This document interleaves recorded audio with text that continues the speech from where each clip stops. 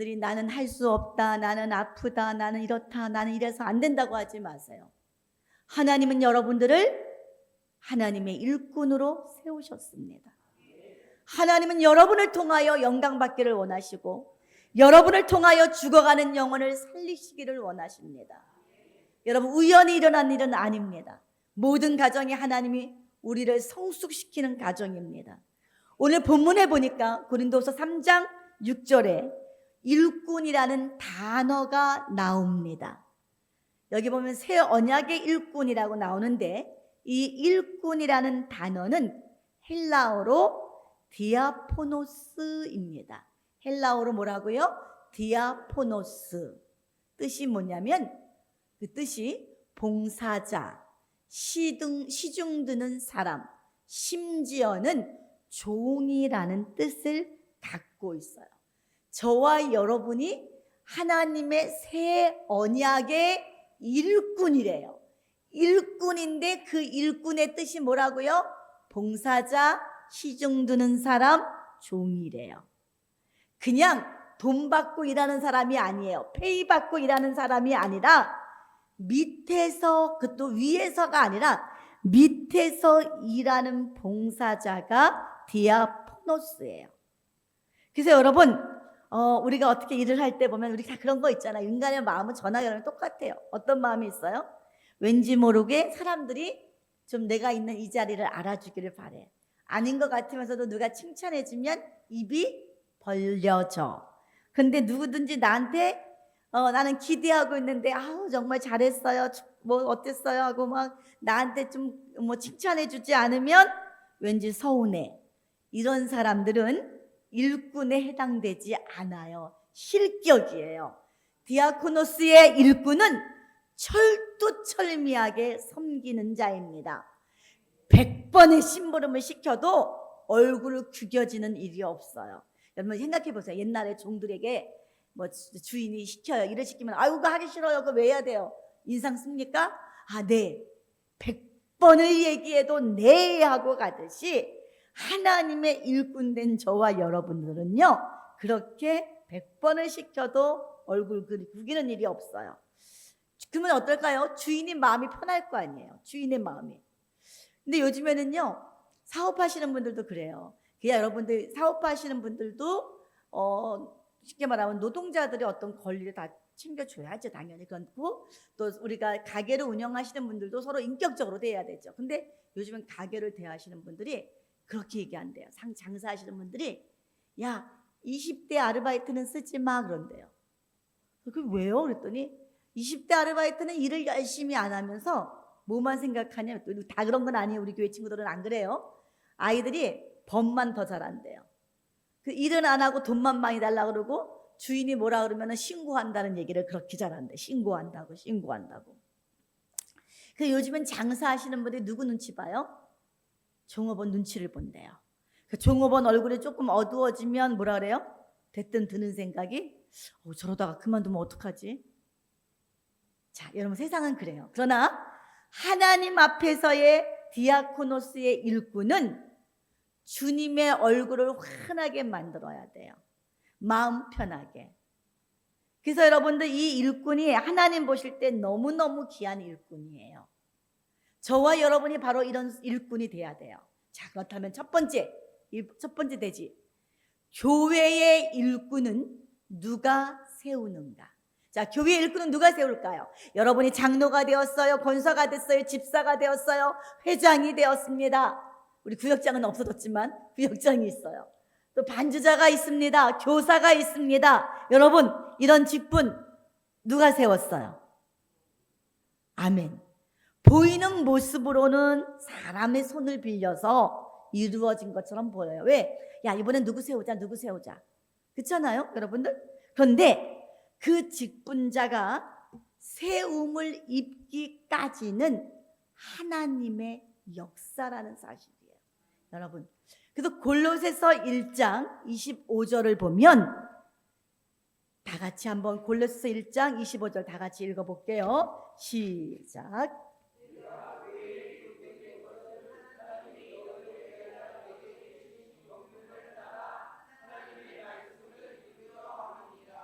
네, 여러분 여기 뭐라고 말씀하셨어요? 하나님의 근경륜을 이루기 위해서 너희를 세웠다. 하나님이 저와 여러분을 집사로 또 교회 일꾼들로 여러분 직분을 주신 거는 뭐예요? 하나님의 뜻을 이루기 위해서요. 여러분 하나님이 이루고자 하는 그 경륜을 사도 바울에게만 주신 게 아니에요. 이 모든 일꾼들에게 하나님의 뜻하신 바 사명이 있다는 사실입니다. 여러분 우리가 생각할 때 직분자는 어떤 방법을 통하여 누가 임원이 됐대, 누가 직분 맡았대 물어봐요. 어떻게 됐어? 그러면은 아이 몰라. 아유 어쩌다 보니까 회장이 됐어. 에이 저도 그런 얘기. 아유 어쩌다 보니까 그냥 일할 사람이 없어서 그냥 하게 됐어. 근데 사실 저도 이런 표현을 썼지만 이 말씀을 보면서 저도 회개했어요. 일할 사람이 없어서 어쩌다 보니까 내가 한 게 아니에요. 하나님이 내게 주신 직분이에요. 일할 사람이 없어서 어쩌다 보니까 내가 됐어 라고 하면 어때요? 얼마나 여러분들 내 직분이 그렇게 값어치가 없어요? 집사가 여러분 그렇게 값어치가 없어요? 아니에요.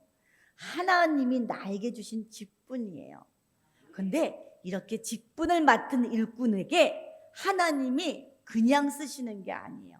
직분을 받은 자에게는 복이 있어요. 그 첫째가 강건함과 평안함의 복을 주셔요. 직분 받은 일꾼이 여러분 세움 받은 자에게 주어지는 복이 뭐라고요? 강건함과 평안함이에요. 우리 사도행전 20장 28절의 말씀을 읽어볼게요. 사도행전 20장 28절 다 같이 읽어볼게요. 시작. 너희는 자기를 위하여 또는 온 양떼를 위하여 삼가라. 성령이 저들 가운데 너희로 지금 이 말씀을 받는 너희로 감독자를 삼고 하나님이 자기 피로 사신 교회를 네, 이제 감독자 하니까 목사님만 생각하지 마세요. 하나님께서요 말씀을 받는 너희를 감독자, 다시 말해서 말씀을 받는 여러분을 직분자로 삼아주셨어요. 직분자로 왜 삼아주셨어요? 하나님이 보실 때에 자기 피로 세운 교회예요. 얼마나 귀해요?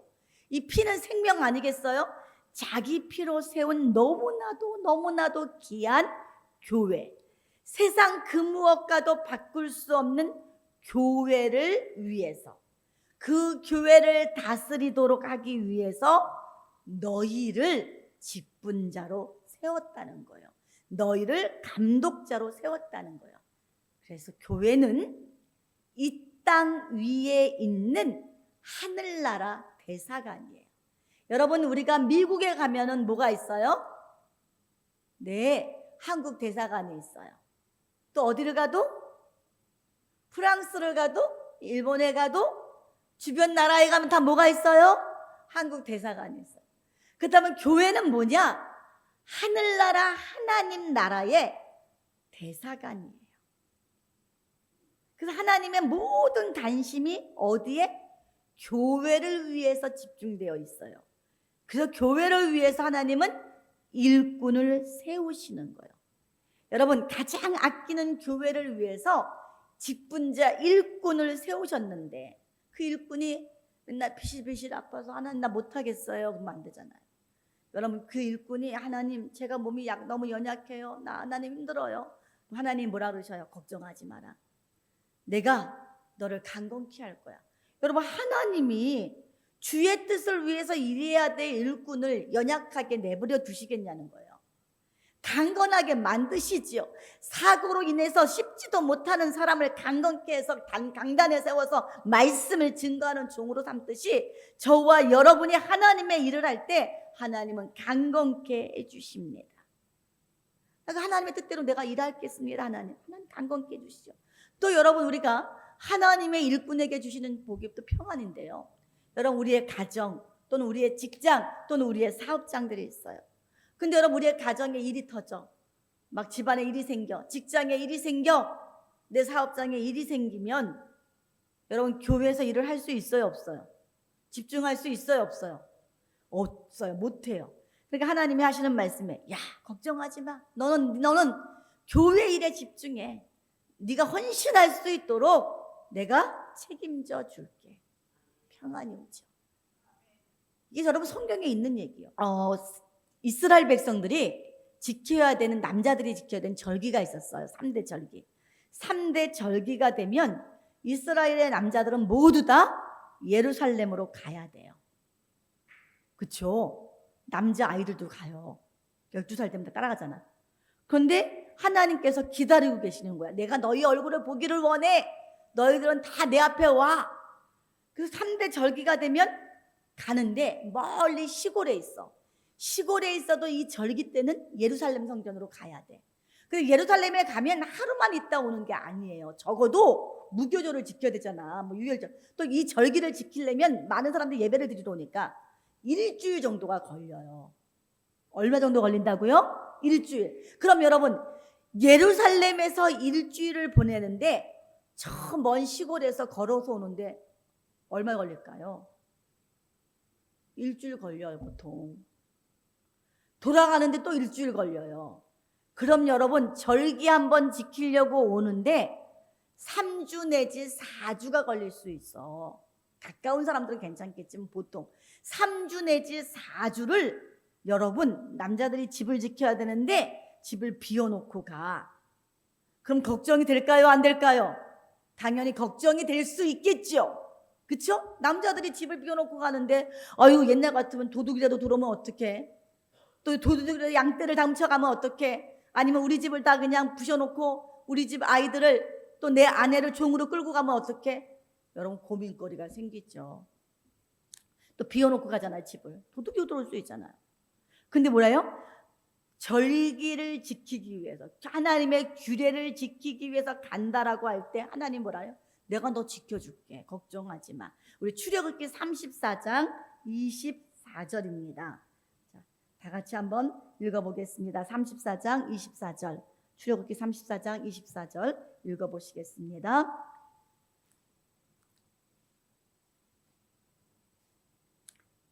다 같이 읽어봅니다. 시작.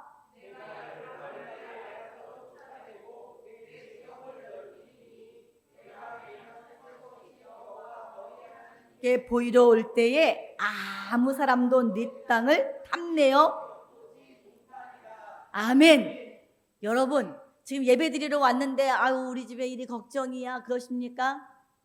하나님께 맡기십시오. 하나님 뭐라 그랬어요? 너희가 3번씩 하나님께 보이러 올 때에 아무도 너희 땅을 탐내거나 엿보지 못하게 내가 지켜줄 거야. 하나님의 약속입니다. 이것이 하나님의 일꾼에게 주시는 약속이에요. 여러분 100명의 경찰보다 내가 너를 지켜줄 거야. 걱정하지 마라. 여러분이 하나님 앞에 이렇게 최선을 다해서 섬길 때에 하나님이 일꾼들에게 주신 축복이에요.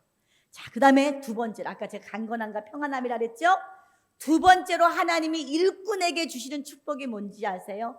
기도해 주시는 축복이에요. 여러분 예수님께서 이 땅에 40일 있다가 부활하셔서 40일 있다가 승천하실 때에 여러분 일꾼들을 향해서 축복하며 올라가세요. 여러분 이걸 명령으로만 보지 마세요. 이건 축복이었어요. 뭐냐면 마태복음 28장 여러분들 어디를 보시냐면 마태복음 28장 19절부터 우리 20절 말씀을 한번 읽어보도록 하겠습니다. 마태복음 28장 19절 20절 읽어볼게요. 시작.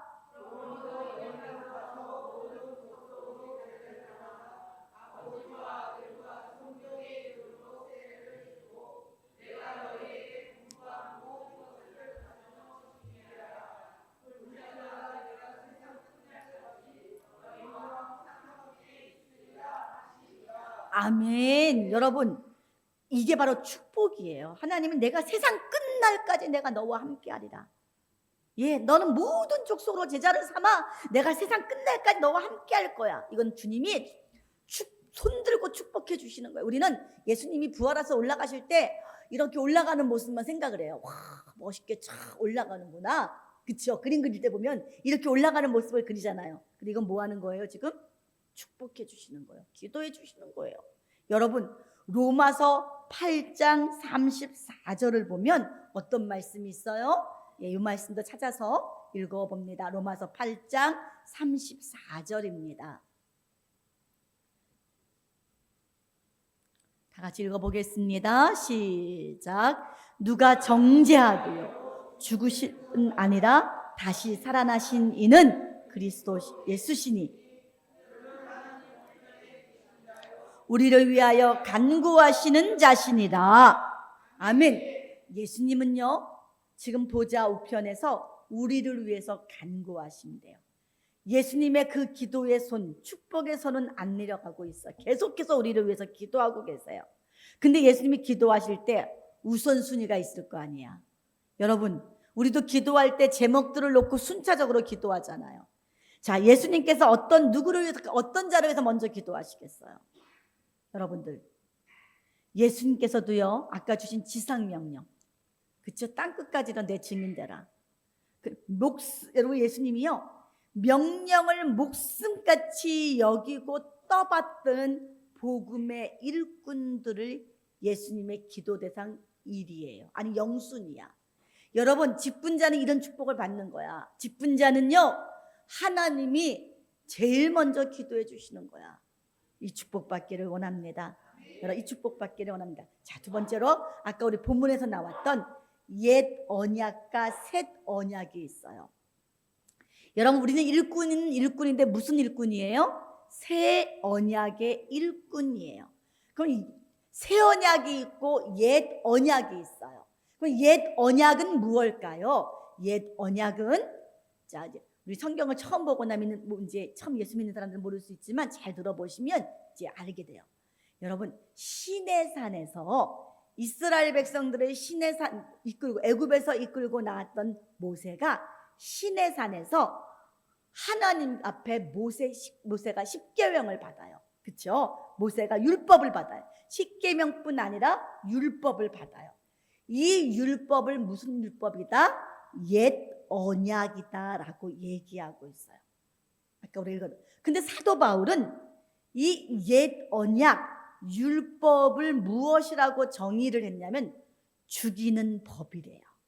다시 한번 우리 고린도후서 3장 6절의 말씀을 한번 읽어보겠습니다. 아까 본문이었어요. 다 같이 읽어봅니다. 시작.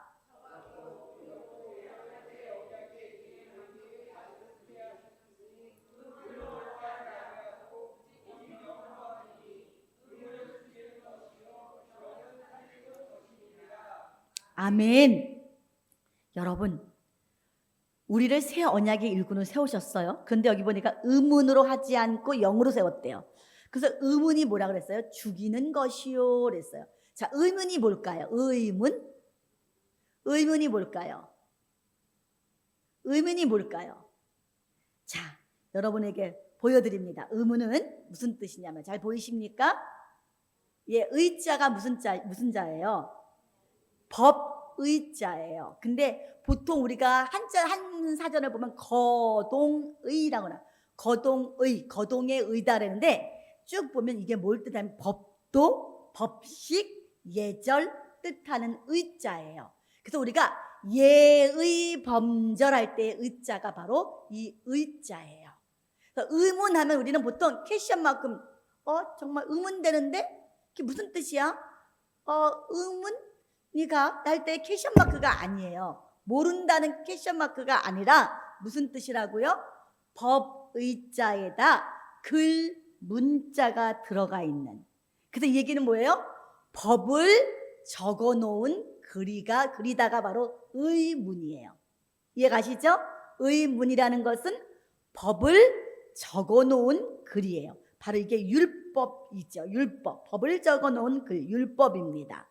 자, 옛 언약은 율법이에요. 그래서 더 쉽게 얘기하면 율법은 1번 이거는 죄다, 2번 이것도 안 지키면 죄다, 3번 이것도 안 지키면 죄다, 4번 이것도 안 지키면 죄다. 율법은 다 뭐라고 얘기하는 거예요? 죄인이고 죽어 마땅하다. 사람은 뭐라고요? 죽어 마땅하다는 것이 바로 의문의 율법이에요. 근데 예수님이 주신 새 언약은 따라합시다. 살리고 살리고 살리고 살리고 살리고. 예. 예수님의 말씀의 복음을, 예수님은 우리를 위해서 십자가의 피로 말미암아 우리가 구원받았잖아요. 그 다음에 우리에게 하나님께서 우리에게 뭘 주셨어요? 새 생명을 주셨어요. 예수님의 새 언약은 새 생명을 주시는 언약이에요. 자, 다시 설명합니다. 새 생명을 얻었다는 것이 다행이야, 예수님 만나서 나 천만다행으로 살았어, 죽을 뻔했는데 죽지 않고 생명을 유지했어, 그 얘기일까요? 아니에요. 새 생명을 얻었다라고 할 때는 전제가 뭐가 있어야 돼요? 죽어야 되는 거예요. 새 생명을. 새 생명이, 여러분들 내가 원래 가지고 있던 생명이라면 새 생명이 아니죠. 죽을 뻔했는데 살았다는 게 아니에요. 예수님을 만나서 구원받았다고 할 때는 여러분 뭐예요? 내가 새 생명을 얻기 위해서 죽어야 된다는 거예요. 자, 아까 죽이는 계명이 뭐라 그랬어요? 율법, 의문, 옛 언약이라 했어요. 율법. 예. 근데 이 율법은 내가 패스 넘어갈래? 안 돼요. 이 율법은 피해갈 수가 없어요. 이 율법은 스킵할 수가 없어요. 이 율법의 목적이 뭐예요? 죽이는 거예요. 죽는 것. 근데 이 율법을 내가 나 죽이는 거야, 싫어 나 율법 싫어 하고 도망갈 수가 없다는 얘기예요. 율법의 목적이 뭐라 그랬죠? 죽이는 거랬어요. 그래서 우리는 율법을 통해서 나는 죄인이구나, 난 죽었구나, 나는 죄인이구나, 나는 죽는구나. 예, 제대로 죽어야 예수님의 능력으로 새 생명을 얻는 거예요. 그래서 여러분, 생명의 복음은 죽은 자들에게 필요해요. 우리 에베소서 2장 1절입니다. 읽어보겠습니다. 에베소서 2장 1절 시작.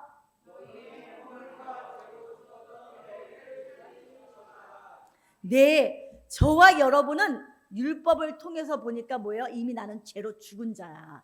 율법을 통해서 보니까 나는 죄로 이미 죽은 자야. 그런데 여러분, 저와 여러분 율법을 통과한 사람들이야. 율법을 통해 제대로 죽은 사람이야. 그래서 우리는 이 예수님의 복음의 말씀이 얼마나 귀한지 아는 거야. 내가 착하게 살았다고, 내가 의롭다고? 아니야. 근데 다 죄인인 거야. 여러분, 우리가 아기가 태어나면서도 보세요. 제가 그래요. 아기가 태어났는데 얼마나 이쁘고 착하다고 생각을 하지만 아기들도 뭐부터 배워요? 이렇게 때리는 것도 배우고. 늘 얘기하잖아요. 엄마 젖을 먹으면서도 어때요? 이가 가려운 것도 있지만 엄마 젖꼭지를 아프게 칵 물어요. 그러면서 엄마 눈치를 싹 봐요. 엄마가 어떻게 하나. 근데 엄마가 가만히 있으면 더 물어요. 근데 엄마가 아야야야야 하면 애가 싹 나요. 엄마, 그쵸? 근데 또 엄마가 또 가만히 있으면 또 어때? 또 한번 물어요. 여러분, 인간은요, 하는 짓들이 뭐예요? 악한 생각, 악한 일을 한단 말이야. 왜? 아담의 범죄로 인해서. 그래서 여러분, 우리는 율법을 통해서 보니까 우린 다 죽은 자야. 그런데 예수님의 복음으로 말미암아 우린 다시 살아나는 거예요. 자, 요한복음 5장 25절에 보면 이런 말씀이 있어요. 읽어보겠습니다. 요한복음 5장 25절입니다.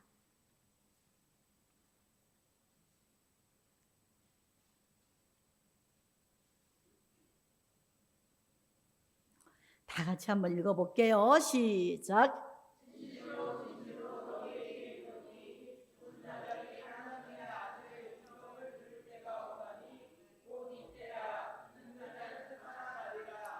자, 여러분 물어보겠습니다. 죽은 자들이 하나님의 아들의 음성에 들 때가 오나니, 이게 언제일까요? 이게 언제일까요?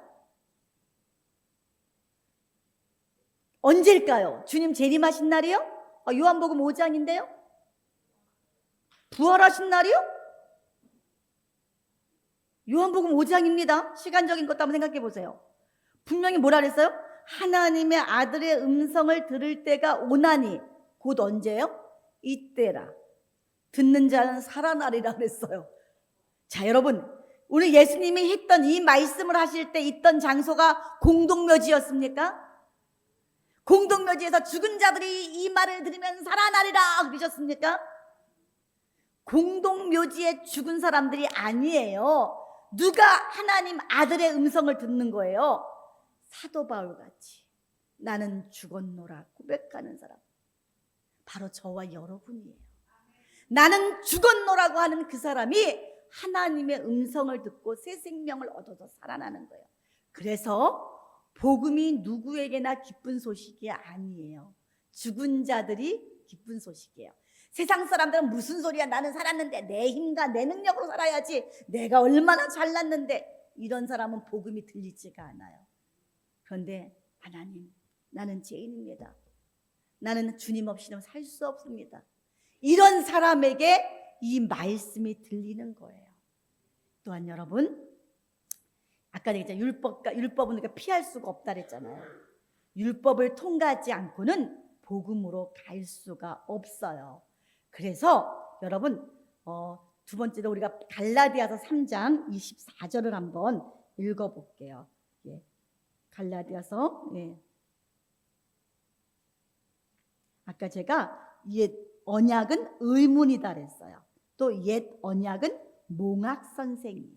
자, 한번 다 같이 읽어봅니다. 시작.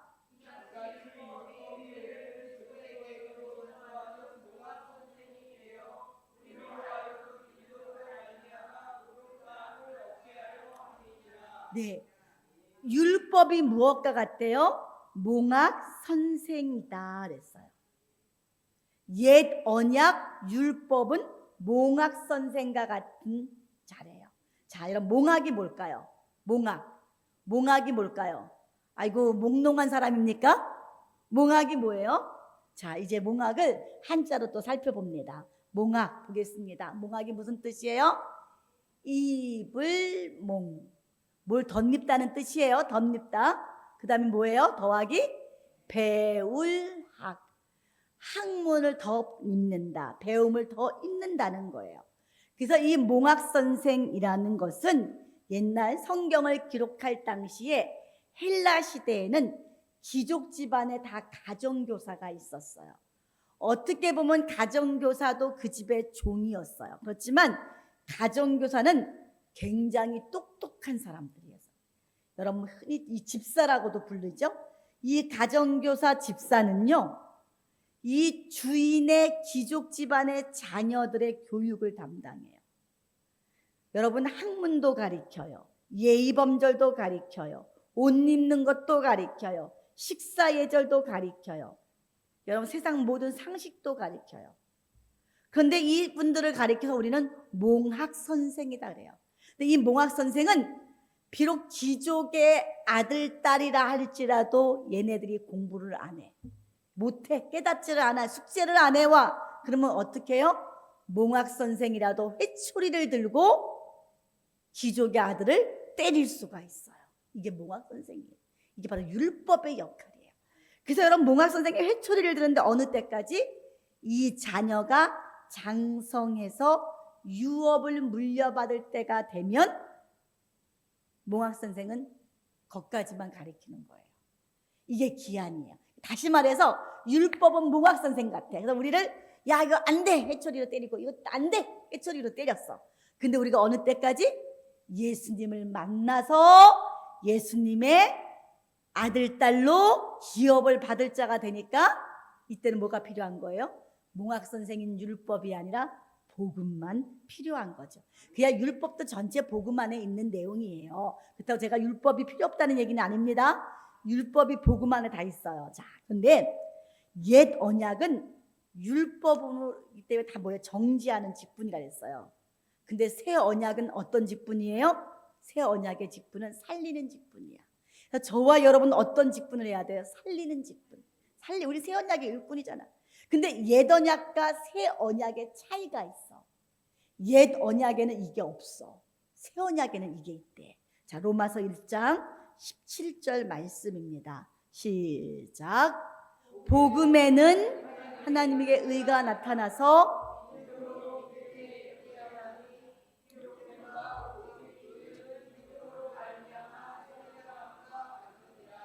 아멘. 네, 하나님의 의가 어디에 있냐면 복음에 있대요.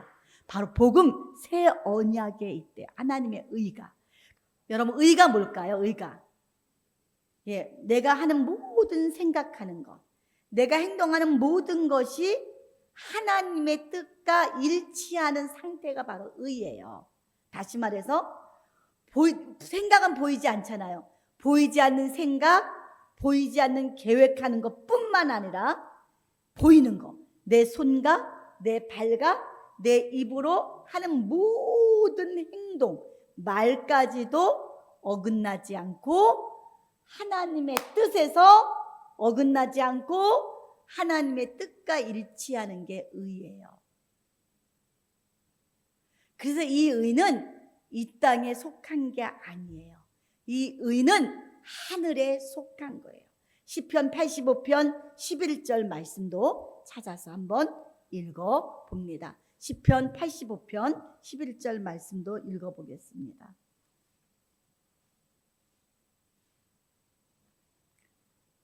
읽어봅니다. 시작. 진리는 땅에서 솟아나고. 자, 의는 뭐라고 얘기했어요? 의는 하늘에서 하감 내려왔대요. 그러니까 의는 소속이 달라. 하늘의 거예요. 하늘의 거. 이게 하나님의 속성이잖아요. 하늘의 것이에요. 그래서 이 땅에 있다, 난다, 긴다 하고 하는 어떤 사상이나 철학이나 학문 속에는 의가 있다 없다? 없어요. 세상에서 여러분 의롭다고 말하는 학문, 철학에 의가 없어요. 의는 하늘에 속한 것이고 하늘에서 하감하는 거예요. 그렇기 때문에 오직 복음에만 하나님의 의가 나타나는 거예요. 또 의와 마찬가지로 땅에 속한 것이 아닌 게 뭐냐면 믿음이에요. 저와 여러분이 가지고 있는 이 믿음도 하늘에 속한 것이고 하나님이 우리에게 주신 것이에요. 그래서 여러분 요한일서 5장 4절에 보면 이런 말씀이 있습니다. 요한일서 5장 4절을 찾아보시면, 자, 읽어보겠습니다. 찾아보셨죠? 요한일 시작.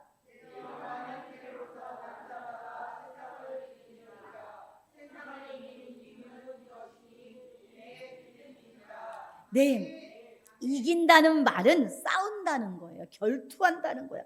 저와 여러분은 세상과 싸우는 거예요. 세상에 악과 싸워요. 근데 우리가 승리할 수 있는 비결이 뭐냐? 말 잘한다고요? 힘세다고요? 전혀 아닙니다. 세상에 속하지 않을 뿐 아니라 세상과 싸울 수 있는 무기가 바로 뭐예요? 믿음이에요. 믿음. 여러분, 의와 믿음. 여러분, 의와 믿음.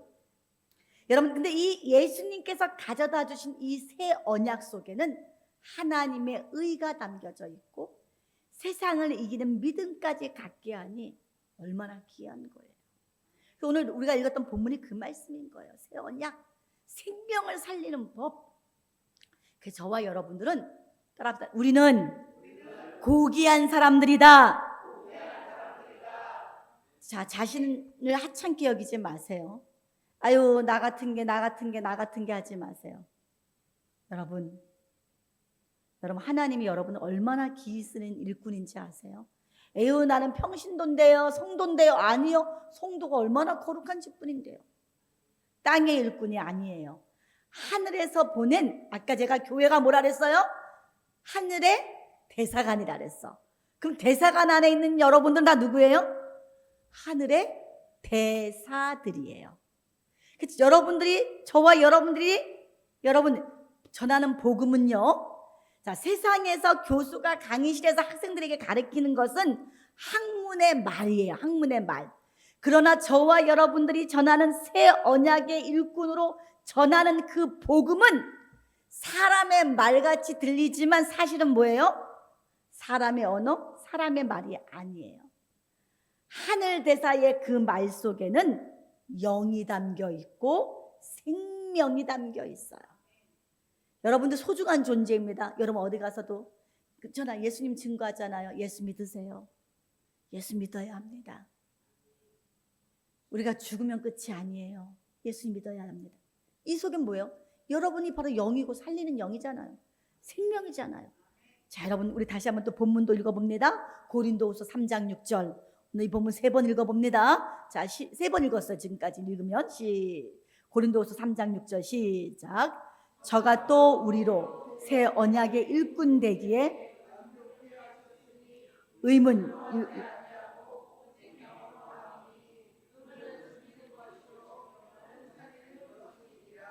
네. 하나님께서요, 새 언약 일꾼 되기에 만족해 하셨대요. 하나님이 저놈은 내가 괜히 줬어가 아니라 우리를 부르시고 우리에게 성도의 직분, 집사의 직분, 권사의 직분, 장로의 직분, 목사의 직분을 주시면서 뭐라고요? 만족하셨대요. 하나님 마음이 편안하시대요. 왜? 의문으로 하지 않고 영으로 했기 때문에. 저와 여러분 영으로 살리는 일을 합니다. 이제 결론입니다. 여러분, 내가 맡은 직분이 어떠한 무게감이 있는지 여러분들이 깨달으셨을 겁니다. 디아코노스, 여러분 무엇이든지 마음 놓고 맡길 수 있는 일꾼 종입니다. 저와 여러분은 이런 우리가 디아코노스와 같은 종이 돼야겠죠. 근데 일꾼들에게 주신 복이 있다 그랬어요. 어떤 복? 강건함, 평안함, 그리고 책임져 주시는 축복 속에 우리를 위해서 하나님은 기도해 주신대요. 새 언약을 위해서 늘 기도해 주신대요. 그리고 여러분, 우리가 볼 때 예수님께서 베드로를 부르셨어요. 베드로가 뭐 할 때? 고기 잡을 때. 예수님 뭐라고 말씀하십니까? 너 물고기 낚는 어부가 아니야. 이제부터는 사람 낚는 어부 될 거야. 이건 뭐예요? 사람의 영혼을 살리는 어부로 삼아줄게. 너는 사람 낚는 어부가 될 거야 그랬어요. 근데 이게 처음에 귀한지 몰랐어, 베드로는.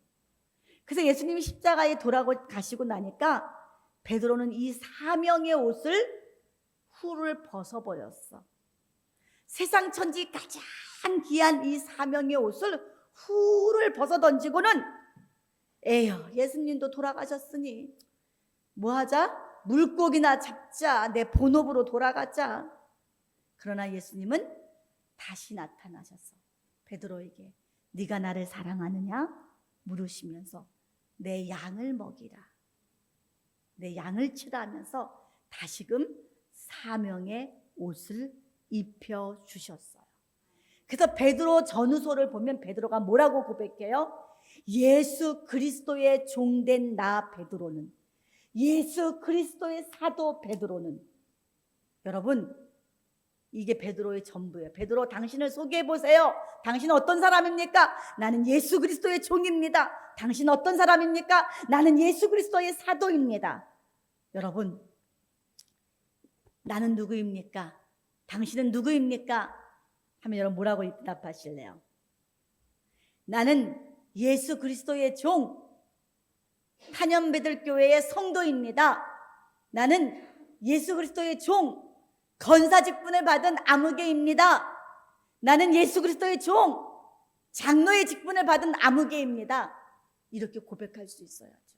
여러분, 나는 부름받은 장로다. 나는 부름받은 권사다. 나는 부름받은 회장이다. 교사다. 여러분, 이 직분을 생명같이 여기고 충성하고 헌신할 때 그 직분이 나를 지켜줘요. 오늘 마치면서 여러분, 직분이 크고 작음 여러분 떠나서 나는 누가 불렀다? 하나님이 부르셨고 이 직분을 주신 분이 누구시다? 하나님이시다. 그럼 나는 어떻게 해야 된다? 충성스럽게 잘 감당하시길 바랍니다.